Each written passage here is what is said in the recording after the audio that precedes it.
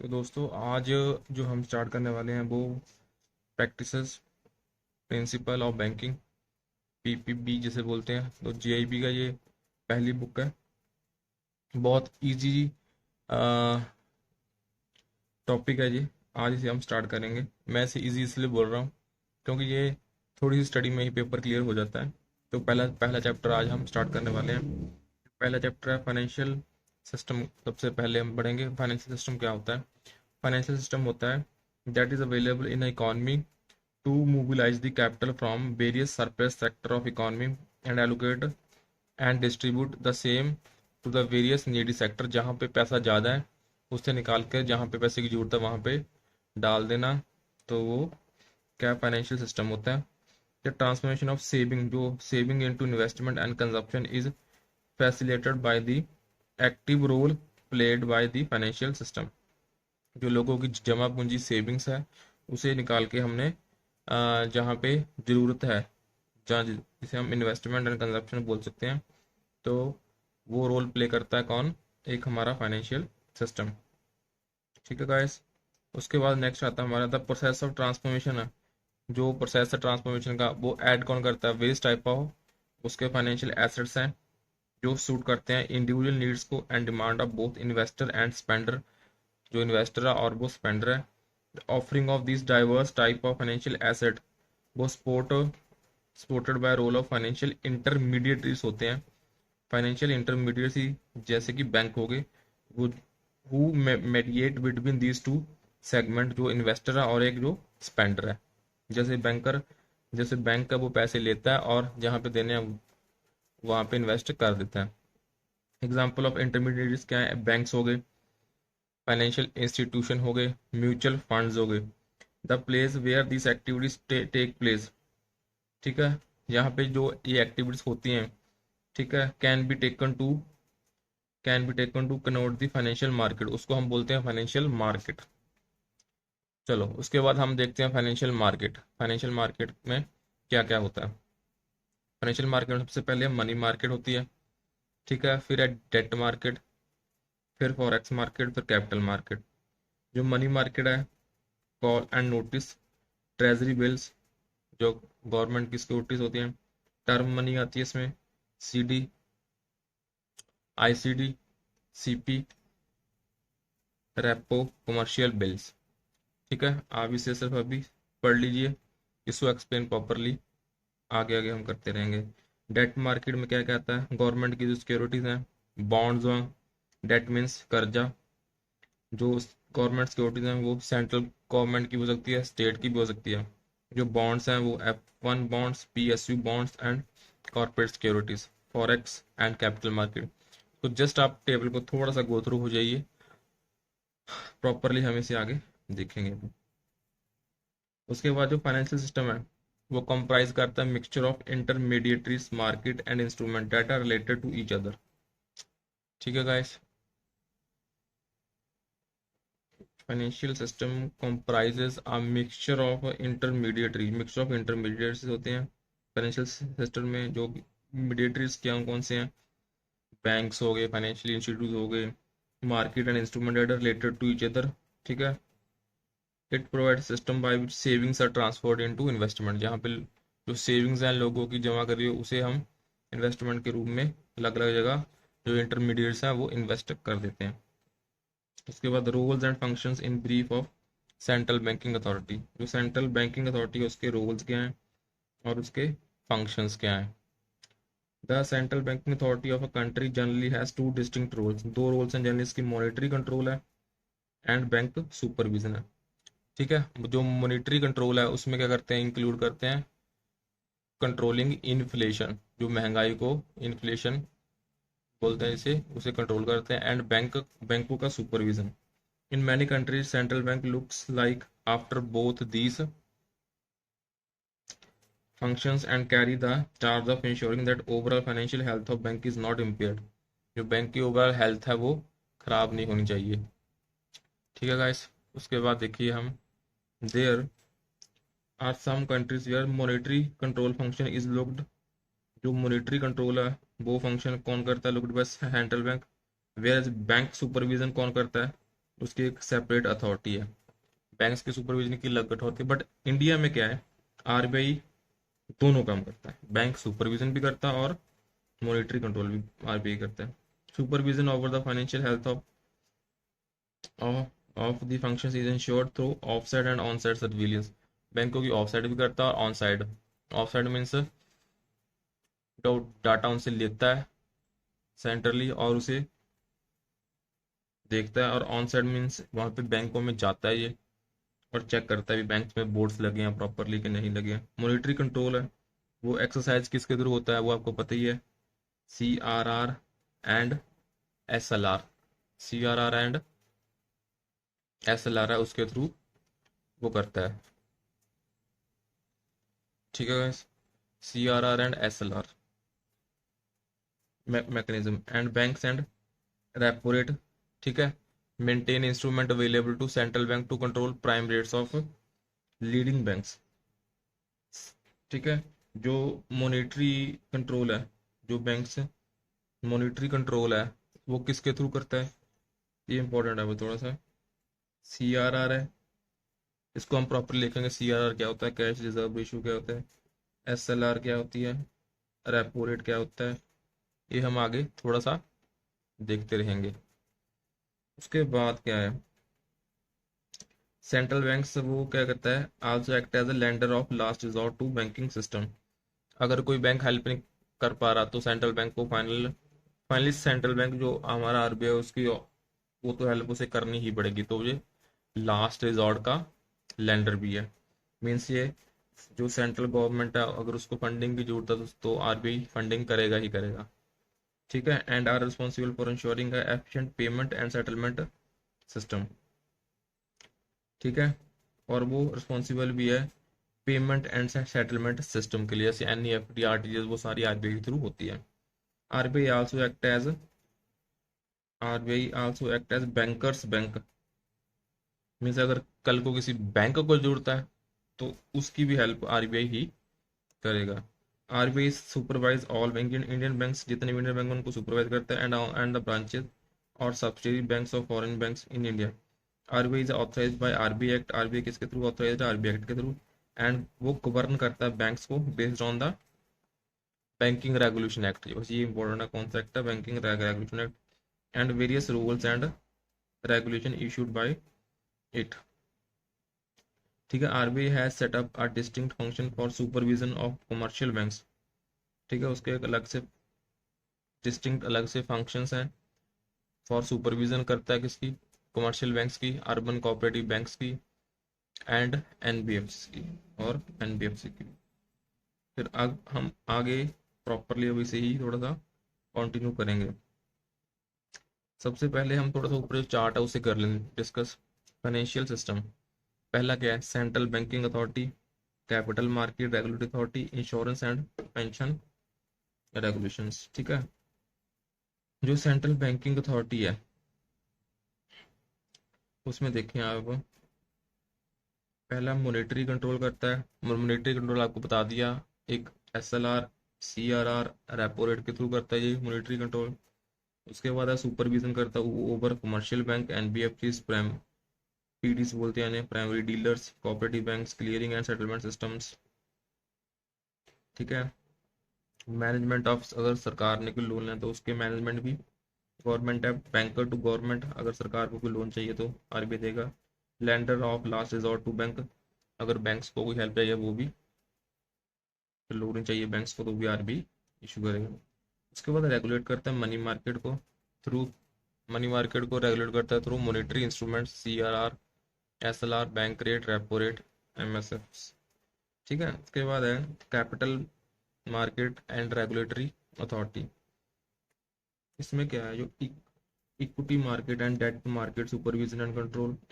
Capital market में क्या आ जाता है, equity market and debt market supervision करता है किस किस के ऊपर, स्टॉक मार्केट के ऊपर, ब्रोकर्स के ऊपर, इक्विटी एंड डेट रेजर्स के ऊपर, investment banker, custodian and depositor है, म्यूचुअल फंड, लिस्टेड कंपनीज। ये अभी आप लिस्ट को प्रॉपर थोड़ा देख लीजिए, जस्ट गो थ्रू होना, ये प्रॉपरली आगे डिस्कस होती रहेंगी over the chapters. Insurance and pension regulator है, रेगुलेटरी फ्रेमवर्क है जिसमें इंक्लूड करता है rules and regulation for running insurance company. ठीक है, इंश्योरेंस कंपनी को कैसे रन करना है। Supervising all insurance companies both in general and life, general और लाइफ में। रेगुलेट करता है price, investment and cost structure of insurance company, insurance company में कैसे कैसे खर्चे देंगे उसको रेगुलेट करता है। और रेगुलेट करता है इंश्योरेंस ब्रोकर्स को, जो ब्रोकर्स बैठे हैं। पेंशन के लिए फ्रेम करता है रूल्स फॉर पेंशन फंड्स, और जो फंड्स है उसको रेगुलेट भी करता है, रेगुलेट आर पेंशन फंड्स। अब हम शुरू करेंगे कमर्शियल बैंक्स। कमर्शियल बैंक्स क्या क्या है, कौन कौन से। पब्लिक सेक्टर बैंक्स हो गए, फॉरेन बैंक्स हो गए, old and new private sector banks हो गए। क्या काम है, एक्सेप्टेंस और डिपॉजिट, लोगों से डिपॉजिट लेते हैं from the public for the purpose of lending, lending करने के लिए या इन्वेस्टमेंट के लिए। In the main area of, is the main area of activity, ये इनका मेन काम है। Beside this they also engage in fund transfer, fund transfer भी करते हैं एनईएफटी आरटीजीएस, ट्रेड भी करते हैं, trade related services, foreign exchange तो करती हैं, पैसे अंदर बाहर भेजने फॉरेन में। And also distribution of third party, ये लोग इंश्योरेंस भी बेचते हैं banks. Besides the commercial banks that are providing universal banking, ठीक है, जो कमर्शियल बैंक्स हैं वो यूनिवर्सल बैंकिंग देते हैं। There are certain types of niche banks, ठीक है, अब उन्हें हम देखेंगे वो कौन कौन से certain type of niche banks की बात कर रहा है।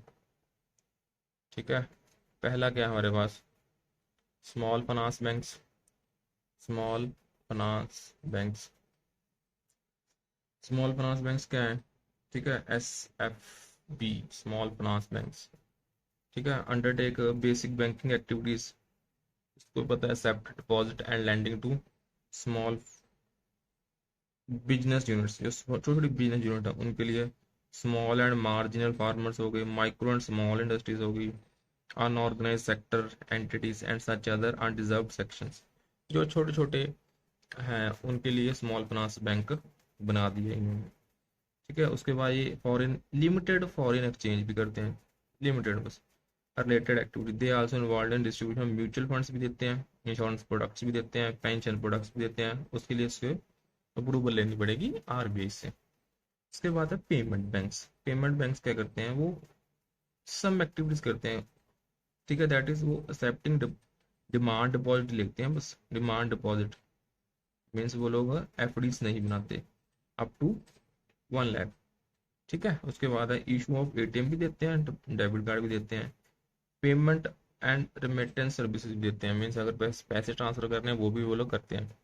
उसके बाद डिस्ट्रीब्यूशन भी है म्यूचुअल फंड्स का, इंश्योरेंस प्रोडक्ट्स का, ठीक है, पेंशन प्रोडक्ट्स भी देते हैं वो लोग, क्रॉस बॉर्डर रेमिटेंस ट्रांजेक्शन भी देते हैं, ठीक है, cross border in the nature of personal payment या रेमिटेंस। ठीक है, पेमेंट बैंक सिर्फ डिमांड डिपॉजिट लेते हैं 1 लाख तक, ठीक है, एटीएम कार्ड भी इशू कर सकते हैं ये लोग। उसके बाद आते हैं रीजनल रूरल बैंक्स, जो आरआरबीस हैं वो सेटअप हुई हैं with a view to develop the rural economy, किसके लिए, रूरल इकोनॉमी को डेवलप करने के लिए, by providing credit and other banking facilities specially to small and marginal, जो छोटे फार्मर हैं उनके लिए। और रूरल जो है उसके लिए आरआरबी से बना दी गई है। ठीक है, एग्रीकल्चर लेबर्स होगी, ठीक है, आर्टिशियन हो गया, स्मॉल एंटरप्रेन्योर्स हो गए, उनके लिए आरआरबी बनाई गई है। उसके बाद है लोकल एरिया बैंक्स, जिसे हम LAB कहते हैं, वो लो कॉस्ट बैंक्स हैं, ठीक है, providing banking services in small areas up to 3 contiguous districts, सिर्फ 3 जो डिस्ट्रिक्ट्स हैं उनमें ही, मैक्सिमम 3 डिस्ट्रिक्ट्स में ही वो लोग काम कर सकते हैं। ठीक है, मेनली कौन कौन सी है, rural and semi urban areas, जो रूरल और सेमी अर्बन एरियाज हैं। एनबीएफसीज, एनबीएफसीज क्या है, NBFCs are allowed to raise deposit from public and lend through various instrument including, जो अलाउड है टू यू नो पब्लिक से पैसा इकट्ठा कर सकते हैं and lend through various instrument including leasing, hire purchase, bill discounting. They are licensed and supervised by central banking authority, means RBI करता है govern. Central banking prescribe that no NBFCs can operate without a valid license। NBFCs जैसे Manappuram gold, ठीक है, Muthoot finance, ये सारी NBFCs हैं। ठीक है, ये लोग पब्लिक से पैसे उठा सकती हैं and lend through various instruments including lease हो गया, हायर परचेज हो गया, बिल्स के अगेंस्ट डिस्काउंटिंग करके उन्हें पैसे दे दिए, PDs, primary dealers. Primary dealers are also known as PDs आगे deals in government securities, ये government securities में डील करती हैं, and deal in both the primary and security secondary market। आगे देखेंगे कौन सी प्राइमरी मार्केट होती है, कौन सी सेकेंडरी मार्केट होती है। ठीक है, इन्हें पीडीज बोलते हैं जो सरकारी सिक्योरिटीज में डील करते हैं। Their basic responsibility is to provide market for government securities. अगर गवर्नमेंट सिक्योरिटीज को बेचना है, लेना है, तो वो उसकी मार्केट को ये लोग डील करते हैं, primary dealers. And strengthen the government security markets. thus PDs are acting as market maker of government security. इसका मतलब जहाँ पे सरकारी सिक्योरिटीज का लेन देन चलेगा उसे हम क्या बोलते हैं, पीडीज। नेक्स्ट है FI फाइनेंशियल इंस्टीट्यूशंस। इसे देखेंगे अब हम। फाइनेंशियल इंस्टीट्यूशन क्या है, is an establishment that focus on dealing with financial transactions. जैसे इन्वेस्टमेंट होगी, लोन्स हो गए, डिपॉजिट हो गए, जहाँ पे फाइनेंशियल लेन देन हो, उसे फाइनेंशियल इंस्टीट्यूशन। ठीक है, FIs are development financial institution which provide long term fund for. Financial institution जो लंबा फंड देते हैं, किसके लिए, एग्रीकल्चर के लिए, इंडस्ट्री के लिए। ठीक है, all this institutions are off site and on site. ठीक है, surveillance of central banking authority. ये भी सारे इंस्टीट्यूशन, इन्हें कौन मॉनिटर करता है, RBI। FIs raise their resources through long term bonds. उनके पास पैसा कैसे आता है, ये लोग बॉन्ड इशू कर देते हैं, अभी आपको ये उठाओ बॉन्ड इसके और हमें पैसे दे दो, हम इस बॉन्ड का कूपन रेट है 7%, तो हम आपको 7% हर साल देते रहेंगे, हमें पैसा दे दो। From the financial system and boring from international financial institution भी ये लोग पैसा उठाते हैं। ठीक है, आ गया कोऑपरेटिव बैंक्स। कोऑपरेटिव बैंक्स क्या है, इनिशियली ये लोग सेटअप आए थे to supplant indigenous source of rural credit. ठीक है, सिर्फ जो रूरल में लोगों को लोन देना उसके लिए स्टार्ट हुए थे। अब क्या हुआ, banks mostly serve the need of agriculture and allied activities, rural based industries and lesser to lesser extent कहाँ पे, trade and industry in urban centres. Means ज़्यादातर सिर्फ गांव वालों को ही पैसा देने के लिए तैयार करेगी हैं कोऑपरेटिव बैंक्स। ठीक है, these are allowed to raise deposit. ये लोग पैसे भी डिपॉजिट रेज कर सकते हैं, and give advances from and to the public. वो एडवांसेस लोन्स दे सकते हैं पब्लिक को। अर्बन कोऑपरेटिव बैंक्स हैं, वो कौन कंट्रोल करता है, स्टेट गवर्नमेंट्स करती है एंड RBI करता है, ये इंपॉर्टेंट है। वाइल अदर जो कोऑपरेटिव बैंक्स हैं उन्हें कौन कंट्रोल करता है, national bank for agriculture and development, that is NABARD. इसमें ये जो अर्बन कोऑपरेटिव है उन्हें कौन करता है control, state government and RBI। While जो अदर कोऑपरेटिव बैंक्स हैं वो उन्हें नबार्ड कंट्रोल करता है, कंट्रोल्ड बाय नबार्ड। ठीक है guys, and state government except for certain exception in paying a higher interest on deposit, urban cooperative regulatory framework is similar to other banks। बाकी तो फंक्शनिंग सेम ही है जैसे अदर बैंक्स काम करते हैं। ठीक है, ये कंट्रोल का थोड़ा सा देख लेना, इसे कौन कंट्रोल करता है। नेक्स्ट है payment and settlement system. N efficient and effective payment and settlement system. Payment and settlement system जैसे NEFT हो गया, RTGS हो गया, ये पेमेंट एंड सेटलमेंट सिस्टम के तहत आते हैं।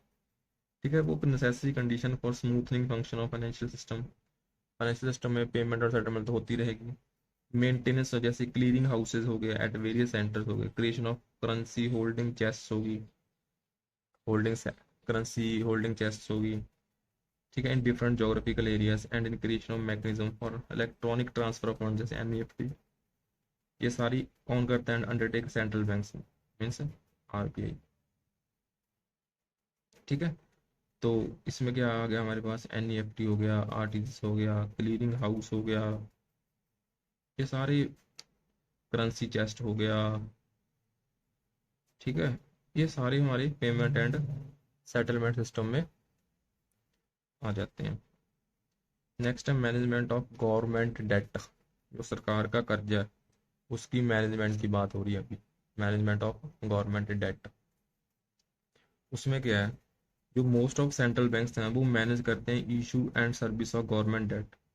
जितने भी सेंट्रल बैंक्स में जैसे RBI है, आरबीआई का ये मेन फंक्शन है, वो इशू भी करते हैं और सर्विस भी करते हैं जो सरकार का कर्जा है उससे। दिस इन्वॉल्व्स प्राइस डिस्कवरी, कितने प्राइस के ऊपर, कितने आरओई के ऊपर लोन लेना है, कितना वॉल्यूम उठाना है लोन का, और कितना टेन्योर है लोन का, tenure of debt, and matching it with overall cash management, और कितना हमने टोटल उठा लिया अभी तक। तो वो कौन करता है? आरबीआई। नेक्स्ट है बैंकर टू गवर्नमेंट। जो मोस्ट ऑफ सेंट्रल बैंक्स हैं वो मेंटेन करते हैं accounts and deposits of government. ठीक है, जो सेंट्रल बैंक्स हैं वो ही मेंटेन करते हैं। सेंट्रल बैंक्स मीन्स जैसे हमारे यहाँ पे आरबीआई, वो ही अकाउंट एंड डिपॉजिट हैंडल करता है, किसके? सरकार के जितने भी खाते हैं वो सारे कौन हैंडल करता है? RBI. And carry out their cash management to issue bond and treasury bills. Treasury bills क्या होते हैं? सरकारी बॉन्ड्स को हम ट्रेजरी बिल्स बोलते हैं। गवर्नमेंट जी सेक्स बोलते हैं, G sec, government securities. 75 lender of last resort to bank. ये क्या है? जो सेंट्रल बैंक का है वो प्रोवाइड करता है liquidity support on a temporary basis through facility of repo, that is repurchase of securities to bank to meet their short term liquidity requirement. ठीक है, इसमें क्या है? ये लेंडर है लास्ट रिजॉर्ट का टू बैंक्स। जो बैंक्स हैं अगर उनके पास टेम्पररी फंड्स पड़े हैं तो वो क्या करते हैं? वो आरबीआई को दे देते हैं। आरबीआई उन्हें कुछ ना कुछ अंडर रीपरचेज, जैसे वो बोलते हैं रेपो, उससे कुछ ना कुछ ब्याज वो आरबीआई बैंक्स को देता रहता है। ये शॉर्ट टर्म लिक्विडिटी रिक्वायरमेंट्स, इससे उनका जो बैंक्स का जो फंड है वो भी थोड़ा सा पार्क हो जाता है सेफली विद आरबीआई, और उन्हें कुछ ना कुछ मिलता भी रहता है, 2-2.5%, 3%। ठीक है, और रेपो रेट अभी चेक कर लेना कितना चल रहा है, काइंडली चेक इट और comment it in the video guys. Next है सीआरआर। ये इंपॉर्टेंट है, कैश रिजर्व इशू। इसका सबसे पहले इंपॉर्टेंट सेक्शन कौन से तहत आता है? सेक्शन 42(1) ऑफ ये क्वेश्चन बनता है ऑफ आरबीआई एक्ट 1934। सीआरआर की है अमाउंट ऑफ फंड दैट, जितने भी शेड्यूल्ड कमर्शियल बैंक्स हैं उन्हें मेंटेन करना होता है विद आरबीआई। ठीक है, जितने भी शेड्यूल्ड कमर्शियल बैंक्स हैं उन्हें कुछ ना कुछ फंड आरबीआई के साथ मेंटेन करके रखना ही होता है। सी आर आर है, cash reserve ratio is mandatory deposit होता है। ठीक है, to be held by banks with central banks. जो बैंक्स ने हेल्ड करना है विद सेंट्रल बैंक्स को। It is percentage of their net demand and time liabilities, NDTL। ठीक है, जितना डिपॉजिट बढ़ा है उसका कुछ परसेंट बैंक्स को आरबीआई के साथ हर टाइम पे according to section 42 RBI act 1934 के तहत रखना होता है। और ठीक है, इससे क्या होता है? C R R enable central bank जैसे RBI to control liquidity in the system. अगर आरबीआई ने बोला भी हम 20% रखेंगे तो बैंक के पास पैसे कम हो गए तो बैंक अब लोन कम कर सकता है, तो इससे लिक्विडिटी सिस्टम में कंट्रोल हो जाती है। And they are by controlling inflation, और महंगाई भी इससे कम होगी, और बैंक लैंडिंग तो कम होगी होगी जैसे मैंने बोला है। द इंक्रीज और decrease can be affected by central bank. जो इंक्रीज या डिक्रीज है वो सेंट्रल बैंक अपनी मर्जी के साथ कर सकता है टू पंप इन और सोक लिक्विडिटी। बैंकिंग सिस्टम में लिक्विडिटी देनी है कि नहीं देनी है। अगर उसने परसेंटेज बढ़ा दी तो बैंकिंग सिस्टम में लिक्विडिटी कम हो जाएगी, अगर कम कर दी तो फिर लोन ज़्यादा दे सकते हैं बैंक्स, मीन्स वो लिक्विडिटी बढ़ जाएगी। तो इससे महंगाई कंट्रोल कर सकते हैं आप सीआरआर के थ्रू। ये इंपॉर्टेंट है, ये थोड़ा सा देख लीजिए आप। ठीक है, नेक्स्ट है एसएलआर। एसएलआर ये भी इंपॉर्टेंट है। एसएलआर की है स्टैट्यूटरी लिक्विडिटी रिक्वायरमेंट। ठीक है, ये प्रिस्क्राइब, ये भी परसेंटेज है किसका? इससे वो था NDTL का, net demand and time liabilities. ठीक है, सॉरी, ये भी हेल्ड करना है प्रिस्क्राइब सिक्योरिटीज। इसमें क्या है? इसमें जो कुछ परसेंटेज आपको, जो आपका डिपॉजिट बढ़ा है वो आपको हेल्ड करना है एक पर्टिकुलर सिक्योरिटीज में, मोस्टली गवर्नमेंट की जो सिक्योरिटी में। ठीक है, ये पार्ट है सीआर के, सीआर से अलग है ये। वो सीआर तो आपने कर लिया मेंटेन, उसके अलावा आपको ये भी करना है मेंटेन।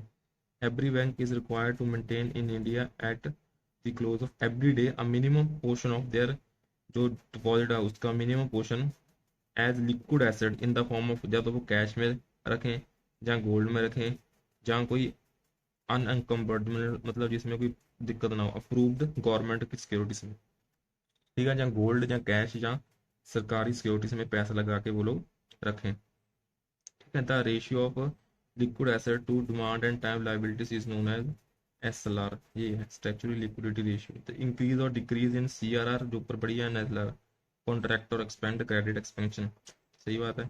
अगर ये लोग बढ़ा देंगे CRR को, तो ऑब्वियस सी बात है जो बैंक के पास पैसे होंगे कम हो जाएंगे और लोन वो भी कम हो जाएगा। अगर SLR भी बढ़ा देंगे तो पैसा तो गोल्ड में लगा पड़ा है, जहाँ कैश पड़ा है, जहाँ सिक्योरिटीज में लगा पड़ा है, तो भी से बात है SLR अगर कम बढ़ा दिया तो फिर जो बैंक के पास पैसा है वो कम हो जाएगा। अगर बैंक के पास पैसा कम होगा तो लोन भी कम हो जाएगा, ठीक है। नेक्स्ट है equity and debt market. Equity and debt market में शेयर मार्केट की अब थोड़ी सी बातें करेंगे हम। Marketability of corporate securities. Marketability में हम इसे बेच भी सकते हैं कि नहीं बेच सकते, जैसे बॉन्ड्स हो गए, डिवेंचर्स हो गए, कन्वर्टेबल डिवेंचर्स हो गए, enable corporate to raise debt, ठीक है। जैसे कोई बॉन्ड पड़ा है मेरे पास, मुझे अब पैसे की जरूरत है तो मैं बॉन्ड को गिरवी रख दूंगा तो कर्जा उठा लूंगा। जो डिवेंचर्स हैं, सरकारी बॉन्ड जो भी हैं, वो वेरी हाई लिक्विडिटी होने की, गोल्ड की भी वेरी हाई लिक्विडिटी है, गोल्ड को रखो पैसा उठा लो। All securities quoted on stock exchange. चलो देखते हैं आगे। Are freely bought and sold only after obtaining approval, ठीक है। जो भी सिक्योरिटीज हैं उन्हें हम अब खरीद भी सकते हैं, सोल्ड भी कर सकते हैं, पर उसके लिए अप्रूवल चाहिए होगा किससे? स्टॉक मार्केट कौन करता है रेगुलेट? सेबी, तो सेबी से।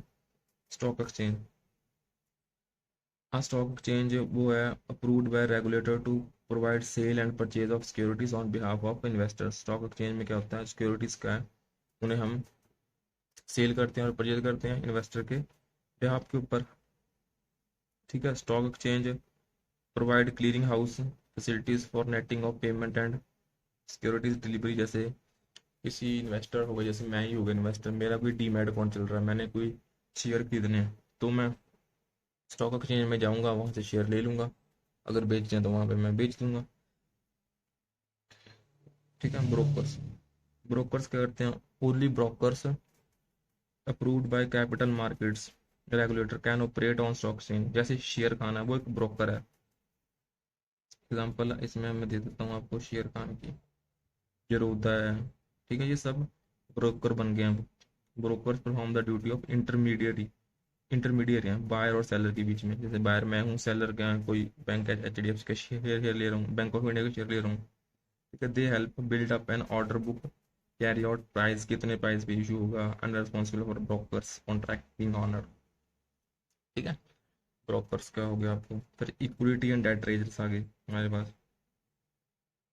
Company wishing to raise equity, equity जिन्होंने इक्विटी रेज करनी है, और डेट स्टॉक एक्सचेंज के through have to approach the capital market regulator with prescribed application, एक पर्टिकुलर एप्लीकेशन के साथ, एंड और प्रोस्पेक्टस भी होगा for permission to raise equity and debt to get listed on stock exchange. जैसे भी कोई कंपनी पहली बार आती है, जैसे LIC का IPO आया, ठीक है, उसने इक्विटी रेज करनी थी कैपिटल से, ठीक है, मेन स्टॉक एक्सचेंज से, तो उसे पहले कैपिटल मार्केट का जो रेगुलेटर उसे अप्रोच करना पड़ेगा, एक एप्लीकेशन लेके आनी पड़ेगी, एक प्रोस्पेक्टस लेके आना पड़ेगा, तभी वो इक्विटी रेज कर पाएगा, ठीक है, और वो लिस्ट हो पाएगा on the stock exchange. Next है investment banker. Merchant banker undertake a number of activities, ठीक है। जो मर्चेंट बैंक्स हैं वो बहुत काम करते हैं, such as undertaking the issue of stock, fundraising and management. They also provide advisory, वो advisory सर्विस देते हैं भी आप इस सेक्टर में काम मत करो, उसमें कर लो, and counsel on merger and acquisition, आप इस कंपनी को खरीदो, आप इस कंपनी को बेचो। They are licensed by the capital market regulator, ठीक है, इन्वेस्टमेंट बैंकर्स, और जो उन्हें अपन मर्चेंट बैंकर्स भी बोल देते हैं। FII, ये इंपॉर्टेंट है, FII ये पता होना चाहिए। एक FII होते हैं फॉरेन इंस्टीट्यूशन इन्वेस्टर्स। FII की है एक is an investor or in investment fund that is from और registered in country outside of the one in which is country investing. जैसे इंडिया, इंडिया में अमेरिका का कोई इंस्टीट्यूट है, वो बोलता है अभी इंडिया के शेयर मार्केट में जाके मैं पैसे लगा दूँ। ठीक है, जो अमेरिका से उसने पैसे लगाए इंस्टीट्यूशन ने, तो वो शेयर मार्केट इंडिया में पैसे लगाए, जो अमेरिका था इंस्टीट्यूट था वो फॉरेन इंस्टीट्यूट इन्वेस्टर बन जाएगा। हालांकि उसका कोई ऑपरेशन नहीं है इंडिया में, कोई बेस नहीं है, कुछ नहीं है, कोई ऑफिस नहीं है, बस उसने इंडिया की शेयर मार्केट में पैसे लगा लिए। तो वो जो बाहर से फंडिंग आई है इंस्टीट्यूशन की, उसे हम FII का नाम दे देंगे, और वो रातों रात बेच के वापस ही अपना जा सकता है। ठीक है, FIIs are foreign based funds authorised by capital market करती है regulator SEBI to invest in Indian equity and debt market through stock change के थ्रू वो लोग इन्वेस्ट कर देते हैं। ठीक है, नेक्स्ट है डिपॉजिटरीज।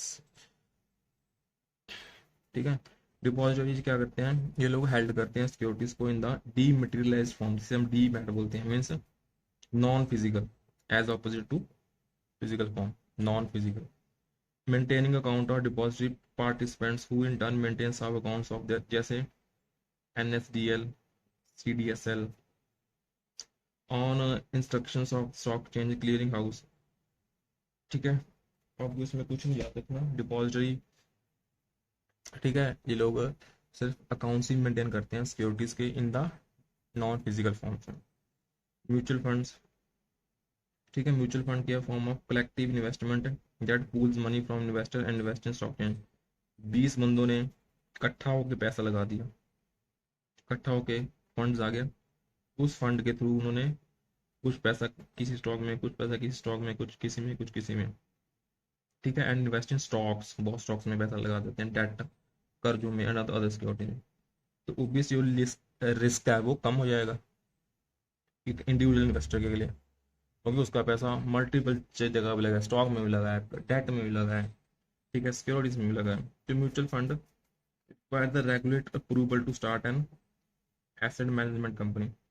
इस रेगुलेटर की अप्रूवल तो लेनी पड़ेगी अगर अपने एसेट मैनेजमेंट कंपनी AMC शुरू करनी है, and each scheme has to be approved by regulator. तो जो भी स्कीम लॉन्च करेंगे वो लोग, वो रेगुलेटर से अप्रूव होगी लॉन्च से पहले पहले।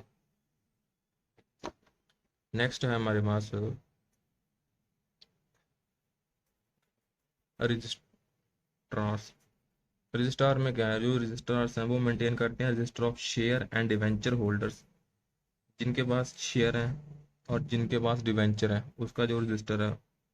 उसके बाद प्रोसेस करते हैं share and debenture allocation. Registrars to need regulate approval to do business, registrar को भी, ठीक है, रेगुलेटर की अप्रूवल चाहिए बिजनेस करने के लिए। रजिस्टर कुछ नहीं है, अगर रजिस्टर है उसके ऊपर लिखा, उसके ऊपर प्रॉपरली वो लोग रजिस्टर करते हैं कि कौन सा डिवेंचर किसके पास पड़ा है, ऑन होल्डर उसका, और वो कौन सा शेयर कितने शेयर किसके पास पड़े हैं, ये आपको पता होना चाहिए। IRDA और multi commodity exchange of India, ये अब हम देखेंगे। IRDA क्या है, IRDA क्या है, एजेंसी है गवर्नमेंट ऑफ इंडिया की, जो इंश्योरेंस सेक्टर को सुपरवाइज भी करती है और डेवलपमेंट भी करती है। मीन्स ये रेगुलेटर है, जैसे बैंकिंग का RBI है, इंश्योरेंस का IRDA। ठीक है, जर्नल के एंड लाइफ के लिए ये एक ही है। It is a regulator for insurance business. It regulate और aspects of insurance business including licence भी देती है, इंश्योरेंस कंपनी अगर शुरू करनी है उनके लिए रेगुलेशन भी बनाती है, उनके लिए प्रोडक्ट जो उन्होंने बनाया उसको अप्रूव करती है। ठीक है, और वो कैसा बिजनेस कंडक्ट कर रहे हैं उसके लिए भी, और सुपरवाइजिंग ऑल इंश्योरेंस एक्टिविटीज, जितनी भी इंश्योरेंस एक्टिविटी सुपरवाइज हो रही हैं उन्हें सुपरवाइज भी करती है। नेक्स्ट है multi commodity exchange of India limited. ये इंडिया की फर्स्ट लिस्टेड एक्सचेंज थी। ठीक है, is a state of art commodity future exchange that facilitate online trading, clearing and settlement of commodity future transactions. जैसे जो कमोडिटीज हैं, दालें पल्सें होंगी, गेहूं हो गया, उनकी जो लेन देन है ऑनलाइन ट्रेडिंग या उसको कंट्रोल करती है ये, India first listed commodity exchange. ठीक है, thereby providing a platform for risk management. The exchange, which started operation in November 2003, operate with the regulatory framework for Forward Contract Regulation Act. ये बस थोड़ा यार फॉरवर्ड कॉन्ट्रैक्ट 1952। जो MCX है वो offer trading in varied commodities. ठीक है, commodities कौन कौन सी है? बुलियंस, कॉइन्स हो गए, फेरस आयरन हो गया, non ferrous non iron, energy, agriculture commodities, दाल है, पल्से, तो उसमें ट्रेडिंग होती है। The exchange focus on providing commodity value to participant with neutral secure. ये आपको अभी जरूरत नहीं है, ये बस थोड़ा याद करना भी क्या कौन सी आइटम्स इनके पास। ठीक है, अब इनके क्वेश्चन देख लिए हम। चैप्टर 1 में क्या क्या है? Which of following are true or false? Chapter 1। ठीक है, RBI has direct supervision over depository and mutual funds. पहला वाला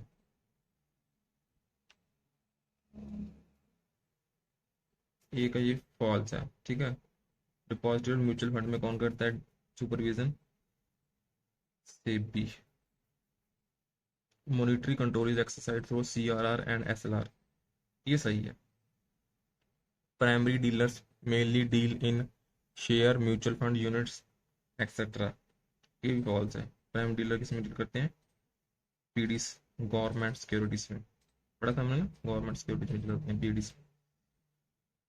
issue and servicing of government debt is managed by commercial banks. ये भी फॉल्स है। इसे कौन डील करता है? गवर्नमेंट के डेट कौन करता है deal? RBI. Decrease in SLR contract the credit expansion.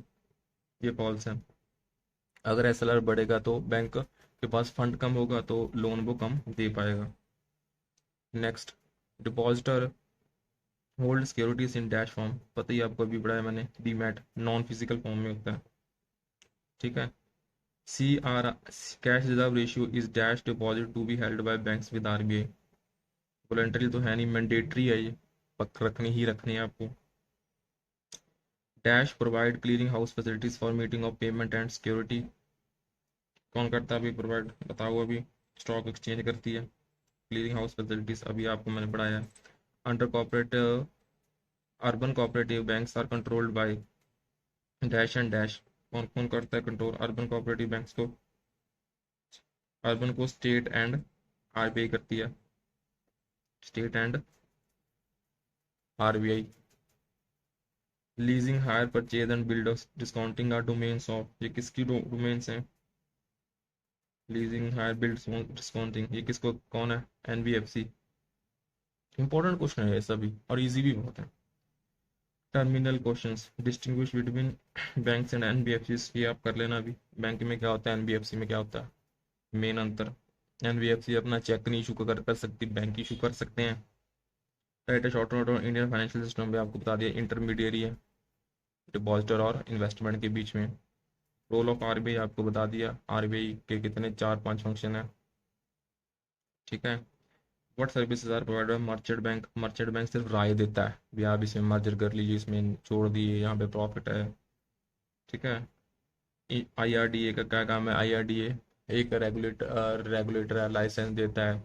ठीक है, जितना भी इंश्योरेंस है, चाहे वो लाइफ हो चाहे नॉन लाइफ हो, उसके प्रोडक्ट्स के बारे में। ठीक है, भी सही है। बिजनेस का काम इसका, इंश्योरेंस कंपनी का बिजनेस कैसे कंडक्ट कर रही है। तो that's all for chapter 1 guys. Share it and go through it properly guys. Thank you so much.